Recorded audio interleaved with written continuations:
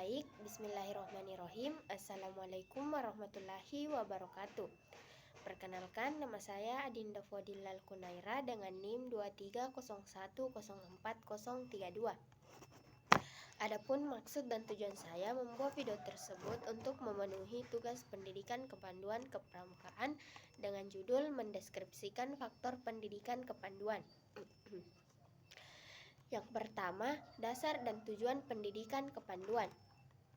Pendidikan kepanduan yang lebih dikenal sebagai Gerakan Pramuka Indonesia memiliki dasar filosofi dan tujuan yang mendalam. Gerakan ini dilandaskan pada prinsip-prinsip yang dikembangkan oleh Lord Robert Baden-Powell, pendiri Gerakan Pramuka pada awal abad ke-20. Dasar utama pendidikan kepanduan adalah pengembangan karakter, kewarganegaraan, dan pertumbuhan pribadi melalui kegiatan di alam terbuka dan pengalaman praktis. Salah satu dasar penting dalam pendidikan kepanduan adalah konsep learning by doing atau belajar sambil melakukan. Metode ini menekankan pada pengalaman langsung dan partisipasi anggota dalam berbagai kegiatan yang bertujuan untuk mengembangkan keterampilan praktis, kepemimpinan, dan kemampuan bekerja sama. Melalui pendekatan ini, peserta didik tidak hanya memperoleh pengetahuan teoritis, tetapi juga mengaplikasikannya dalam situasi nyata yang membantu dalam pembentukan karakter dan pengembangan diri. Dasar lain dari pendidikan kepanduan adalah kode etik yang dikenal sebagai kode kehormatan. Di Indonesia terwujud dalam Dasadharma Pramuka dan Trisatya. Kode ini berfungsi sebagai panduan moral dan etika yang menjadi landasan perilaku anggota pramuka dalam kehidupan sehari-hari. Adapun dasar pendidikan kepanduan pramuka yang dijelaskan pada undang-undang di Indonesia meliputi Undang-Undang Nomor 12 Tahun 2010 tentang Gerakan Pramuka yang disahkan di Jakarta pada 24 November 2010 oleh Bapak Presiden Dr. Haji Susilo Bambang Yudhoyono. Berisi bahwa pendidikan kepramukaan dilaksanakan berdasarkan pada nilai dan kecakapan hidup pramuka. Selanjutnya, materi yang kedua adalah pendidikan anak didik. Anak didik yaitu peserta didik yang terdapat dalam proses pendidikan. Dalam kegiatan kepramukaan, peserta didik yang mengikuti kegiatan digolongkan menjadi 4 golongan, yaitu pramuka siaga, penggalang, penegak, dan pendega. Dalam setiap golongan, peserta didik akan dikelompokkan menjadi beberapa kelompok. Adapun sebutan untuk golongan siaga adalah barung, golongan penggalang adalah sangga, untuk pendega tidak ada ketentuan, hanya saja sering dikenal sebagai reka. Dan dalam kelompok tersebut terdapat pimpinan yang disebut pinrung atau siaga, pinru atau penggalang, dan pinsa atau penegak. Pimpinan tersebut bertugas untuk mengkoordinir kelompok tersebut. Peserta didik adalah anggota masyarakat yang berusaha mengembangkan profesi diri melalui proses pembelajaran pada jalur pendidikan, baik pendidikan formal, informal, maupun non-formal. Kaitannya dengan pramuka, maka yang disebut dengan peserta didik yang berusia 7-10 tahun disebut pramuka siaga. Peserta didik berusia 11-15 tahun disebut pramuka penegak. Peserta didik yang berusia 16-20 tahun disebut pramuka penegak.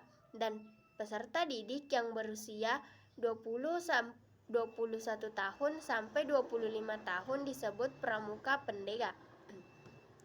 Yang kedua, tugas-tugas perkembangan. Dan yang ketiga, usaha-usaha untuk memenuhi kebutuhan peserta didik. Selanjutnya, materi yang ketiga yaitu lingkungan pendidikan. Lingkungan pendidikan adalah tempat seseorang memperoleh pendidikan secara langsung atau tidak langsung. Oleh karena itu, lingkungan pendidikan adalah ada yang bersifat sosial dan material. Lingkungan pendidikan secara garis besarnya dibagi menjadi 3, yaitu disebut dari pusat pendidikan, yaitu keluarga, sekolah, dan masyarakat. Hal itu sejalan dengan yang dinyatakan oleh Lagerfeld bahwa yang bertanggung jawab dalam pendidikan adalah keluarga, sekolah, dan masyarakat. Sebab bagaimanapun bila berbicara tentang lembaga pendidikan sebagai wadah berlangsungnya pendidikan, maka tentunya akan menyangkut masalah lingkungan di mana pendidikan tersebut dilaksanakan. Ketiga lembaga tersebut dituntut melakukan kerjasama di antara mereka baik secara langsung maupun tidak langsung, dengan saling tertopangnya kegiatan yang sama secara mandiri atau bersama-sama. Yang pertama, untuk lingkungan keluarga. Keluarga merupakan lingkungan pertama dan utama dalam pendidikan kepramukaan. Di dalam keluarga, nilai-nilai dasar kepramukaan seperti kejujuran, kedisiplinan, dan tanggung jawab mulai ditanamkan. Oleh orang tua berperan penting dalam mendukung dan mendorong anak-anak mereka untuk berpartisipasi dalam kegiatan kepramukaan. Yang kedua, sekolah. Sekolah menjadi lingkungan kedua yang sangat penting dalam pendidikan kepramukaan. Di Indonesia, kepramukaan telah diintegrasikan ke dalam kurikulum pendidikan formal sebagai kegiatan ekstrakurikuler wajib di tingkat pendidikan dasar dan menengah. Dan yang ketiga adalah masyarakat. Masyarakat merupakan lingkungan ketiga yang tidak kalah pentingnya dalam pendidikan kepramukaan. Gerakan pramuka di Indonesia memiliki struktur organisasi yang tersebar di tingkat nasional hingga tingkat ranting di desa atau kelurahan. Masyarakat berperan dalam menyediakan dukungan dan fasilitas bagi kegiatan kepramukaan seperti lapangan untuk berkemah, tempat latihan, dan kesempatan untuk melakukan bakti sosial. Adapun materi yang terakhir yaitu tentang bahan-bahan pendidikan. Bahan pendidikan adalah segala bentuk bahan yang digunakan untuk membantu guru atau instruktur dalam melaksanakan kegiatan belajar mengajar, baik berupa bahan tertulis seperti handout, buku, modul, lembar kerja, brosur, leaflet, welhar, maupun bahan tidak tertulis seperti video atau film, VCD, radio, kaset, CD interaktif berbasis komputer, dan internet.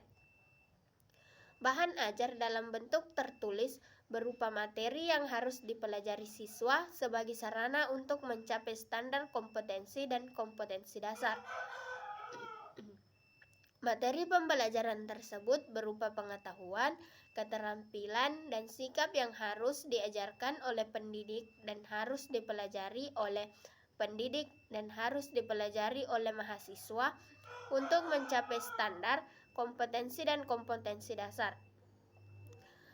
Penggunaan bahan ajar dalam pembelajaran kepanduan juga sangat mendukung untuk pencapaian keberhasilan guru atau kakak pembina dalam mengajar.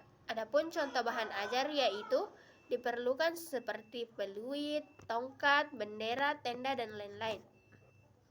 Baiklah, itulah pemaparan materi dari materi keempat. Lebih dan kurangnya mohon dimaafkan. Wabillahi taufiq wal hidayah. Wassalamualaikum warahmatullahi wabarakatuh.